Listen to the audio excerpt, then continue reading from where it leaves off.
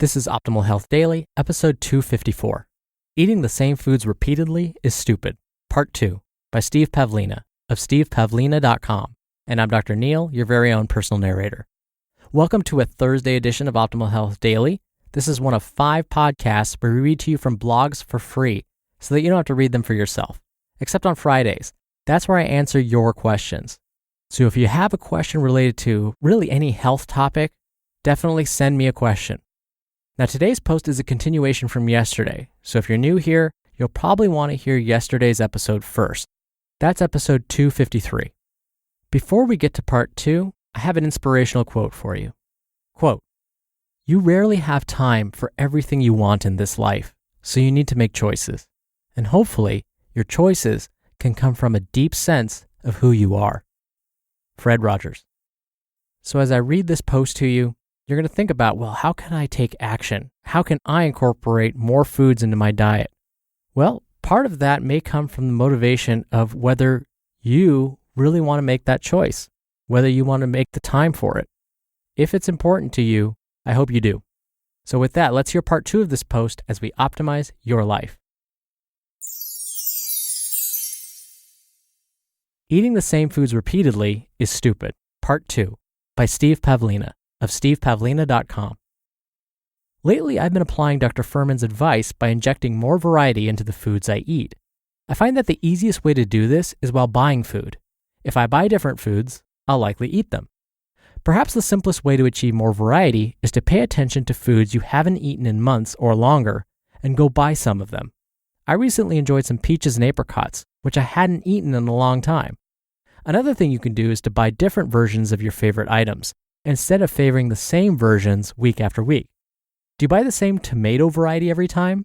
How about trying a different type of tomato next time you're at the store? Or buy tomatoes from a different store or supplier. Then the tomatoes will have a different nutrient profile because the soil and weather will be different. Did you know that there are hundreds of types of avocados? 7 of them are commercially available in California. How many have you tried? I recently bought some Reed avocados, which are 2 to 3 times bigger than the kind I normally buy. They're also delicious. Another thing you can do is vary the ingredients in the meals you already eat. I put some green chard in my smoothie this morning, not just the usual spinach. Dr. Fuhrman emphasized the value of injecting more variety into the ingredients you use to make dressings and sauces. If you like creamy cashew-based salad dressings, don't just use cashews for the base every time. Mix it up by combining cashews and sunflower seeds, cashews and walnuts, or cashews and hemp seeds. This gives you a more varied nutrient profile, even when you're making similar dressings. Stretch yourself to try new foods that seem exotic to you. If you've exhausted the limited offerings of your favorite local stores, branch out into shopping at ethnic stores, farmers markets, or elsewhere online. You may even try a special challenge by going to the grocery store and buying only those fruits, veggies, greens, nuts, and seeds that you wouldn't normally buy. Then see how creative you can get making meals out of them. Last year, I tried sacha inchi seeds, which I'd never had before. This month, I tried some pili nuts for the first time. I've also stocked up on a wider variety of nuts and seeds. So now I have all of these on hand. Almonds, walnuts, cashews, pecans, Brazil nuts, pistachios, pili nuts, pine nuts, peanut butter, hemp seeds, chia seeds, pumpkin seeds, sunflower seeds, and sesame seeds. What's missing? What else could I add? Oh yeah, macadamia nuts. Most of these I buy locally, but I often order items from Amazon when they're hard to find locally or if I want to buy in bulk, such as really raw organic almonds from Spain. I prefer to avoid the pasteurized almonds from California. I don't even know why they're still labeled raw. Really, raw almonds are sproutable. You may have heard the news that Amazon is buying Whole Foods, so who knows what will affect nutritional variety in the years ahead. Maybe Amazon can help Whole Foods reduce prices so people don't have to keep referring to it as whole paycheck. At the very least, I think the trend towards giving people more options will continue. Maybe someday I'll be able to choose from 100 or more different types of avocados and have a flying drone drop them off in my backyard within an hour or 2. Wouldn't it be cool if we could ask a drone to forage some wild foods as well? So how can you improve? Do you see any room to upgrade your nutritional variety? What can you do now to improve? Take the next steps. Here are a few simple suggestions. 1.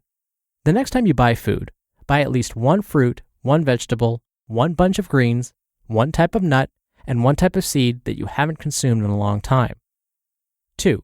Take a risk and buy at least one item on your next shopping trip that you've never eaten. Yes, one of those colorful, funky-looking things that you're not even sure how to eat. Surely you can use the internet to discover how to eat it, right? What if you like it?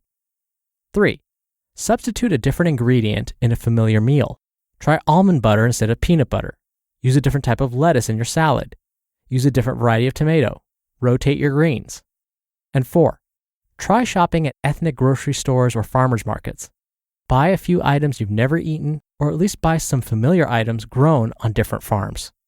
The more variety you include in your diet, the stronger a foundation you build for your physical, mental, and emotional well-being. If you combine this with regular exercise, hopefully you won't have to send me any emails complaining about your challenges with focus, concentration, motivation, depression, and so on. Instead, you'll be able to share what's working for you and inspire others to upgrade their brains and minds as well. If your diet truly sucks, though, a major overhaul may be more helpful than baby steps. The good thing about having an atrocious diet to begin with is that you can potentially see huge gains in mental clarity and emotional happiness within just a few days if you do a serious cleanup of your health habits. The downside is that you may need to go through some major detox to get there, as your body finally has a chance to clear out the junk you've accumulated from years of abuse. I know it's scary to step outside of your comfort zone and eat something new, especially when you know exactly how you'll feel when you consume your familiar favorites. But be brave. You'll soon fall in love with the upgraded energy, focus, and happiness. You just listened to part 2 of the post titled, Eating the Same Foods Repeatedly is Stupid, by Steve Pavlina of stevepavlina.com. One of the tips that I particularly loved that Steve shared was substituting a different ingredient in a familiar meal. My wife and I like to make homemade pesto every now and then.